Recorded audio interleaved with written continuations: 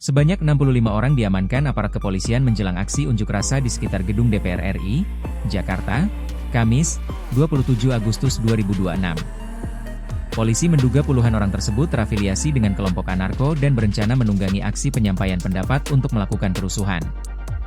Dari tangan mereka, polisi menyita sejumlah barang yang disebut dapat digunakan untuk melakukan kekerasan, mulai dari senjata tajam, airsoft gun, perangkat komunikasi, obat-obatan, hingga bahan yang diduga dipersiapkan untuk membuat bom molotov.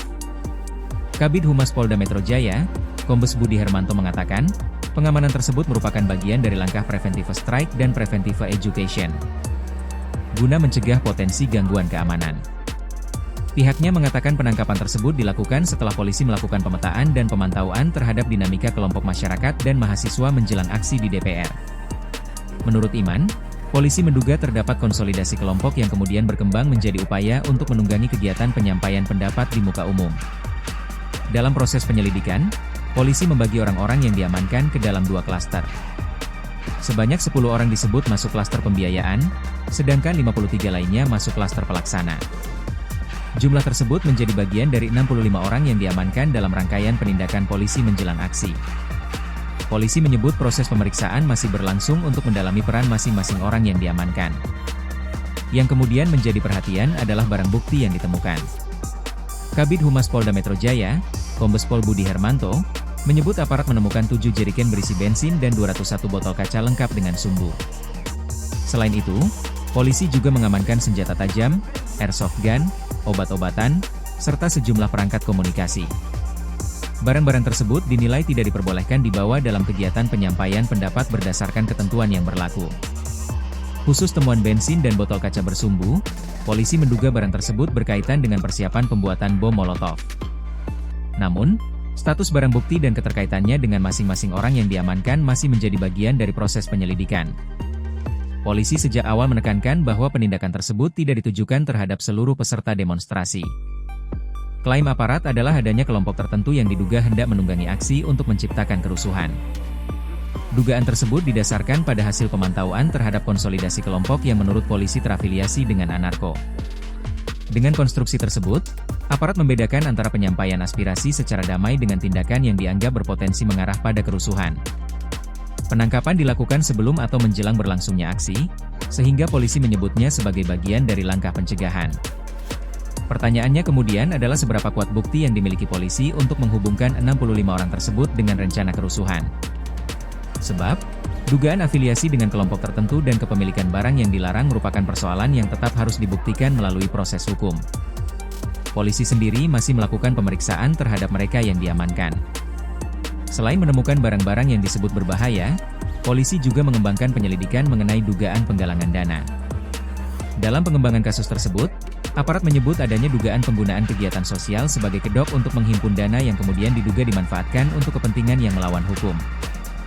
Direktur Reserse Kriminal Umum Polda Metro Jaya, Iman Imanuddin, menyebut aparat menemukan indikasi bahwa kegiatan sosial tersebut digunakan untuk membungkus aktivitas yang menurut polisi berkaitan dengan persiapan kerusuhan. Klaim tersebut menjadi salah satu bagian yang kini didalami aparat. Artinya, penyelidikan tidak hanya berfokus pada orang-orang yang berada di lapangan. Polisi juga berusaha menelusuri dugaan aliran pembiayaan yang disebut berkaitan dengan persiapan aksi. Hal itu sejalan dengan pembagian penyelidikan ke dalam klaster pembiayaan dan klaster pelaksana. Klaster pembiayaan menjadi penting apabila polisi hendak membuktikan adanya hubungan antara pengumpulan dana dengan persiapan tindakan melawan hukum. Namun, seluruh dugaan tersebut tetap membutuhkan pembuktian melalui proses penyelidikan dan penyidikan. Aksi unjuk rasa di depan gedung DPR merupakan bagian dari hak masyarakat untuk menyampaikan pendapat di muka umum. Karena itu, persoalan keamanan menjadi salah satu tantangan utama aparat ketika menghadapi demonstrasi dengan jumlah massa yang besar. Polisi harus memastikan aksi berjalan aman sekaligus mencegah adanya pihak yang membawa senjata atau benda berbahaya ke tengah kerumunan. Dalam kasus ini, aparat menyatakan menemukan sejumlah barang yang dianggap tidak berkaitan dengan penyampaian aspirasi secara damai. 7 jerigen bensin dan 201 botol kaca bersumbu menjadi temuan yang paling mencolok. Jika benar barang-barang tersebut dipersiapkan untuk membuat bom molotov, keberadaannya tentu dapat meningkatkan risiko terhadap keselamatan peserta aksi, aparat, maupun masyarakat di sekitar lokasi. Namun, hubungan barang bukti tersebut dengan rencana kerusuhan masih harus dibuktikan secara hukum. Begitu pula dengan dugaan keterlibatan kelompok anarko. Polisi menyebut mereka diduga terafiliasi dan hendak menunggangi aksi. Tetapi, dugaan tersebut tidak serta-merta menjadi kesimpulan bersalah terhadap seluruh orang yang diamankan. Masing-masing orang tetap harus diperiksa berdasarkan perannya.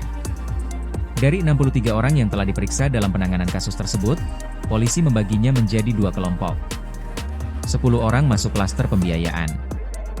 Sementara 53 lainnya masuk klaster pelaksana. Pembagian ini menunjukkan bahwa polisi sedang berusaha mengurai dugaan struktur di balik persiapan kerusuhan. Jika klaster pembiayaan terbukti memiliki hubungan dengan klaster pelaksana, penyidik dapat memperoleh gambaran mengenai bagaimana persiapan tersebut dilakukan.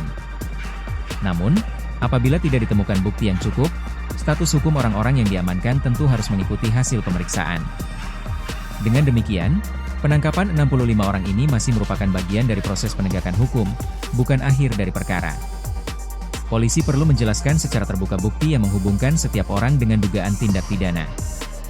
Publik juga perlu mendapatkan informasi mengenai siapa yang akhirnya ditetapkan sebagai tersangka dan atas dugaan pelanggaran apa. Di sisi lain, aparat juga menghadapi tugas untuk menjaga agar tindakan pencegahan tidak mengganggu hak warga negara yang hendak menyampaikan aspirasi secara damai. Sebab, garis antara pencegahan kerusuhan dan pembatasan kebebasan menyampaikan pendapat harus tetap dijaga. Untuk saat ini, polisi menyatakan telah mengamankan 65 orang dan menemukan sejumlah barang bukti, termasuk senjata tajam, airsoft gun, bensin, serta ratusan botol kaca bersumbu. Polda Metro Jaya juga masih mendalami dugaan keterlibatan kelompok anarko serta aliran pembiayaan yang disebut berkaitan dengan persiapan aksi. Sementara itu, aksi demonstrasi tetap menjadi ruang bagi masyarakat untuk menyampaikan tuntutan. Yang menjadi pekerjaan aparat adalah memastikan ruang tersebut tidak berubah menjadi arena kekerasan.